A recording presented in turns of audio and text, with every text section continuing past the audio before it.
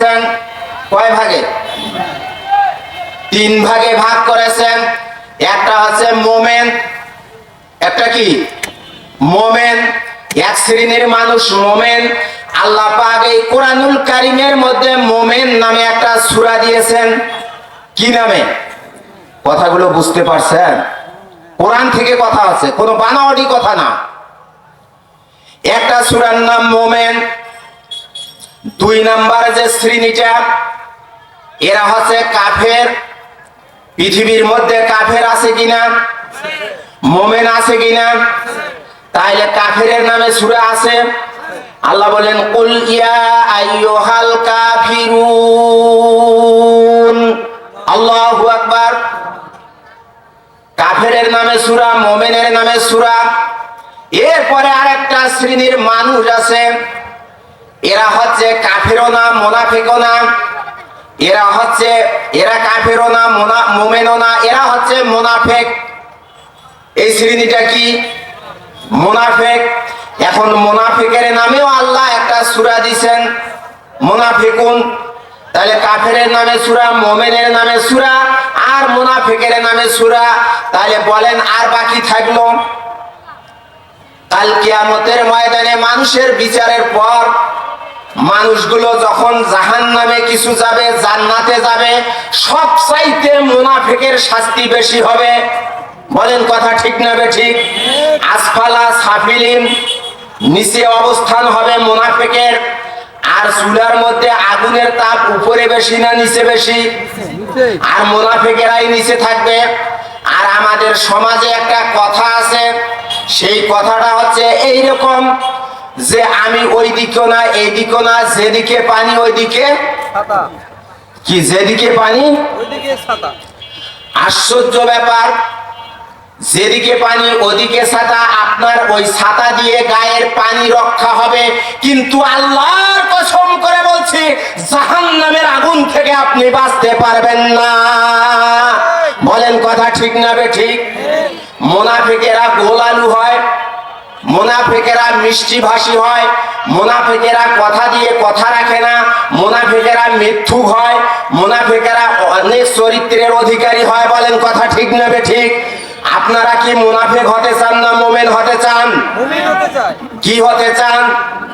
মুমিন হতে চান। কারা কারা মুমিন হতে চান হাত তুলে দেখান। লিল্লাহে তাকবীর, লিল্লাহে তাকবীর। আলোচনা চলবে? মাশাআল্লাহ, হাত নামান। কোরআন দিয়ে সমাধান নিতে হবে। আজকে কোরআন দিয়ে আমরা নামাজ পড়ি কিনা? আচ্ছা বলেন তো, বাংলাদেশে কোরআনের আইন চালু আছে? বোঝেন নাই? আছে। কিসের নাই? বুঝি দেই। আছে। কোরআনের 2টা আইন চালু আছে বাংলাদেশে। ভালো করে শোনেন। 1 নম্বরে আপনি বিবাহ শাদী করতে যাবেন, আপনি যদি কোরআনের আইন দিয়ে কবুল না বলেন, তাহলে আপনার ভাগ্যে স্ত্রী জুটবে না। বলেন তো, আপনি বিয়া করতে গেলে মানুষের আইন দিয়ে করেন না কোরআনের আইন দিয়ে করেন? তাহলে কোরআনের আইন বলছেন নাই? আছে। 2টা কোরআনের আইন বাংলাদেশে আছে। 1 নম্বর, বিবাহ শাদীতে কোরআনের আইন আছে। আপনি যদি কাজী দিয়ে বিয়ে রেজিস্ট্রি করেন, তাহলে ওই মেয়েটাকে যদি নিয়ে যাওয়া হয়, ঘর সংসার করা হয়, তাহলে ওই ছেলেটার বিরুদ্ধে নারী নির্যাতন মামলা হবে কিনা? কিন্তু কোরআনের আইন দিয়ে যদি বিবাহ করে ঘর সংসার করা হয়, নারী নির্যাতন আইন আর আছে? জেনার কাতারে যেতে হবে না। ভাইয়েরা আমার, আশ্চর্য ব্যাপার, আজকে কোরআন দিয়ে আপনারা নামাজ আদায় করেন, কোরআন দিয়ে বিবাহ করলেন। আপনি যদি কোর্টে যান, আপনার ছেলে মেয়ে যে ধন সম্পত্তিগুলো বন্টন করবে, এই বন্টনটা বাংলাদেশের আইন দিয়ে নয়, এই বন্টনটা করা হয় কোরআনের আইন দিয়ে। সুবহানাল্লাহ বলবেন না? তাহলে কয়টা আইন বাংলাদেশে কোরআনের জারি আছে? 2টা আইন দিয়ে কোরআনের হবে না। আমরা A to Z কোরআনের আইন দেখতে চাই। বলেন কথা ঠিক না বেঠিক? আপনারা চান তো?